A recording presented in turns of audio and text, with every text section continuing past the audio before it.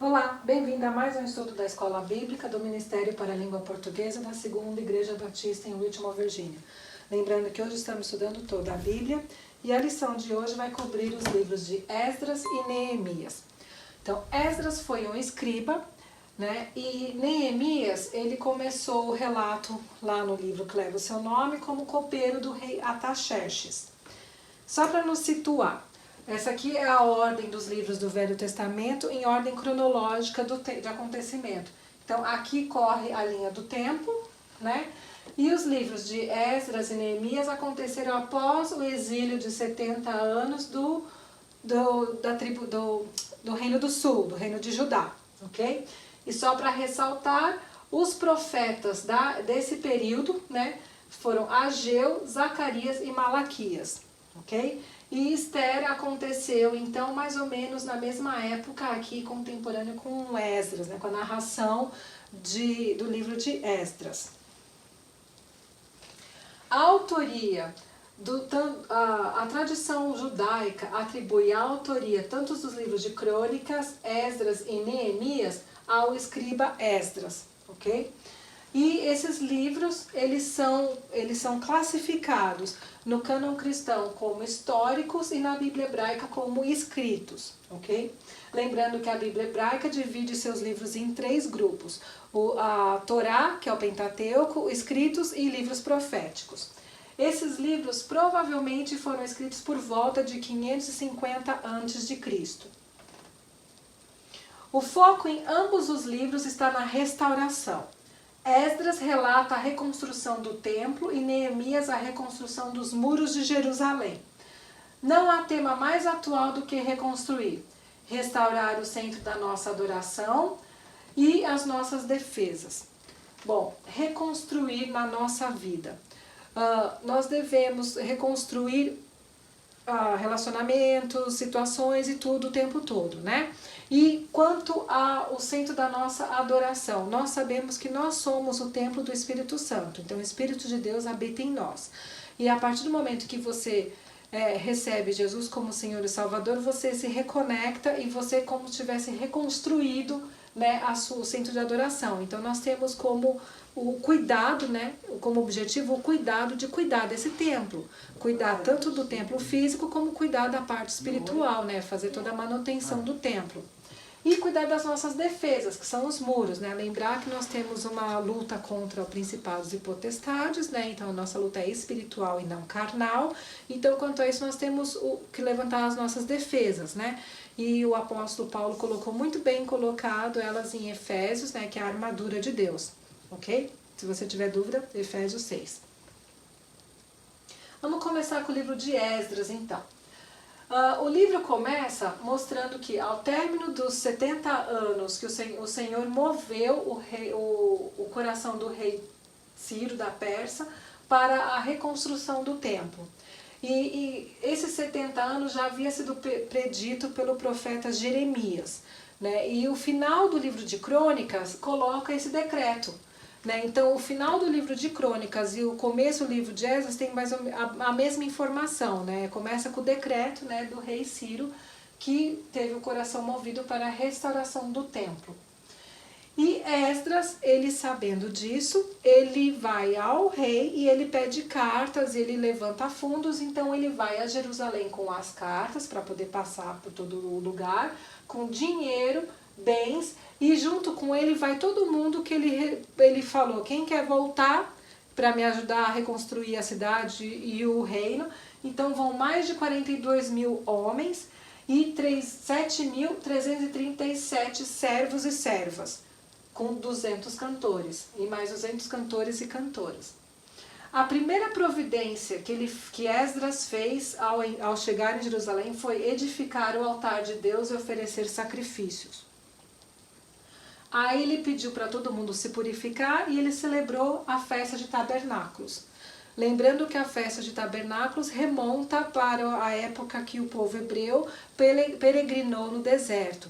Então, durante esse período, são 7 dias de festas, o hebreu tinha que fazer uma cabaninha, né, uma barraquinha na frente da casa e morar ali na cabaninha para lembrar a peregrinação. E que interessante celebrar essa festa agora, Por quê? Porque remonta, vocês estavam numa terra estranha, né? Vocês estavam cativos há 70 anos numa terra estranha, né? Ao ser lançados o fundamento do templo, o que aconteceu? Os novos viram, yes, o trabalho está começando, e começaram a gritar de louvor. E os antigos, ao verem que os fundamentos foram lançados e que não ia ter o mesmo esplendor do primeiro templo, choraram. Só que o barulho foi tão grande que não dava para distinguir se era alegria ou se era tristeza. Quando foram lançados os alicerces, aí houve grande louvor. A construção do templo foi interrompida pelos inimigos. E aqui a gente vê que toda vez que a gente faz plano, não é muito difícil esse plano ser interrompido por algum inimigo. Agora, o que acontece? Você tem que persistir. O que aconteceu aqui foi que houve a exortação dos profetas Ageu e Zacarias, e Dário, o que aconteceu foi que alguns mensageiros chegaram para Dário, eles estão fazendo, tá certo? Aí os conselheiros do rei falaram, vai ler os autos, a documentação, né, dos outros reis para ver se está certo. E ele achou lá o decreto de Ciro falando que era para reconstruir. Então ele deu um jeito de falar, não, vão lá e reconstruam, e mandou até mais material. E a obra foi finalizada há 23 anos, após 23 anos do início, né? Então, com aqui a gente pode olhar que se algum inimigo se levantar contra você, não pare, siga em frente. Você pode receber a exortação ou até o ânimo de algum amigo, né, um profeta, ou outras pessoas também podem te influenciar, tá bom? O templo foi dedicado ao Senhor, né? Quando tudo foi terminado, foi dedicado ao Senhor. E o que Esdras faz? Ele pega o livro da lei e ele lê em público, né? O relato fala que ele leu de manhã até a hora do almoço, né? Ele passou a manhã inteira lendo e explicando ao povo como fazer. Então, com isso, ele realinha o povo com a lei de Deus. Um versículo que ressalta do livro de Esdras é esse aqui, Esdras 7:10. Esdras tinha disposto o coração para buscar a lei do Senhor e para cumprir e para ensinar em Israel os seus estatutos e os seus juízos. Eu ressaltei os verbos, porque isso é importante para a gente. Disposto o coração, ou seja, ele teve a vontade. Então partiu dele ter vontade. Para quê? Para buscar a lei do Senhor. Para cumprir e para ensinar. Então ele teve a vontade para buscar a lei de Deus, para cumprir na vida dele, mas ele não parou nele. Ele quis ensinar para o povo e colocar o povo de volta no caminho. E esse é um papel que nós temos que ter também. A gente tem que partir de nós. Não adianta eu querer colocar a vontade no seu coração, tem que partir de cada um. Cada um tem que partir de dentro do seu coração a vontade para buscar o Senhor, para aprender e cumprir, e daí você pode ensinar os outros. E com isso ser um canal de bênção na vida de outras pessoas. Neemias. Então, vamos lembrar que Neemias, ele era copeiro do rei Artaxerxes. Aí ele escutou o relato de alguém que tinha voltado de Jerusalém e contou que lá estava meio devastado, que os muros estavam ainda em ruínas, né? E com isso, o que aconteceu?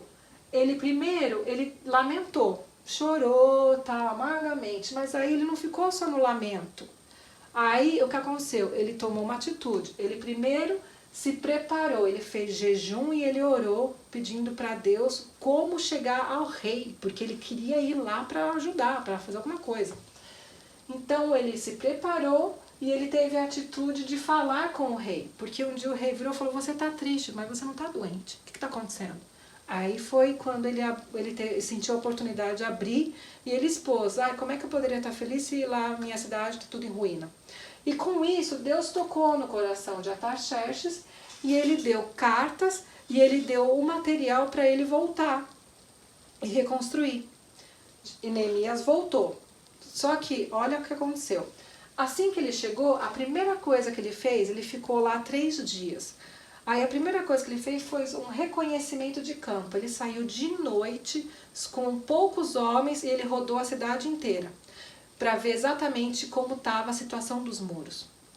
Aí que ele foi falar, ele não tinha falado do planejamento, aí que ele foi levantar as pessoas e já deu a estratégia para fazer a reconstrução. Aqui tem uma lição muito importante. Toda vez que você tem um plano, não sai falando para todo mundo. Você levanta o seu plano, você faz a estratégia e ataca. Aí as pessoas vão ver e daí você pode falar para quem tem que falar, entendeu? Então essa aqui é uma estratégia muito forte e é uma estratégia muito sábia. A estratégia dele, o que constou? Os trabalhadores trabalhavam, cada um reconstruía em frente à própria casa ou o próprio estabelecimento. Aí, obviamente, né, vieram os adversários, porque as nações vizinhas viram que Jerusalém estava com os muros, ou seja, com a defesa sendo erguida, e não gostaram, e foram lá querer atacar. Aí qual foi a segunda estratégia usada por Neemias? Tinha o trabalhador subindo e tinha soldados em pontos estratégicos e tinha pessoas com corneta. Qualquer coisa que viesse, tocava a corneta e já se ajeitava para lutar. E chegou ao ponto que a Bíblia fala de eles trabalharem com martelo ou com a ferramenta na mão e com a espada na outra, com a espada na cintura. Para se vierem, eles defendiam e conseguiam terminar. E eles conseguiram terminar. Eles terminaram a reconstrução e Neemias foi então apontado como governador da terra de Judá. E ele, a Bíblia fala que ele não oprimiu o povo, mas antes os animou. Isso aqui é uma coisa que não é muito comum em governantes, né? Muitos governantes oprimem o povo ao invés de animá-los. Então, terminada a reconstrução, Neemias ele quis reorganizar a sociedade. Então ele pegou os livros de genealogia, porque você lembra que cada um ali tinha que falar quem era da tribo de Levi, ia para cuidar do templo, quem era das outras tribos tinha os lugares aonde eles iriam morar, para dividir a terra, tudo mais. Então ele reorganizou a sociedade. E Esdras, lembra que Esdras e Neemias eles eram contemporâneos, né? Esdras lê e explica a lei do Senhor para o povo, que foi justamente quando ele terminou também de fazer o templo, ok? E o que aconteceu foi que houve um avivamento no povo. Então, Esdras e Neemias foram contemporâneos. Ambos tiveram missão semelhante, restauração, entretanto distinta e ambas de grande importância. Com sua sabedoria e afinco pela lei, Esdras foi o líder religioso do povo. Já Neemias foi levantado pelo Senhor como líder político. Com isso, eu quero colocar que nós todos temos uma missão importante, que pode ser semelhante, que é a restauração do reino de Deus, ou seja, nós temos a missão de espalhar o evangelho da graça, o evangelho de Jesus, mas o nosso modo de ataque, o nosso modo de ação pode ser distinto, ok? Então eu peço para que você preste atenção para qual é o seu meio de ação no reino de Deus, amém?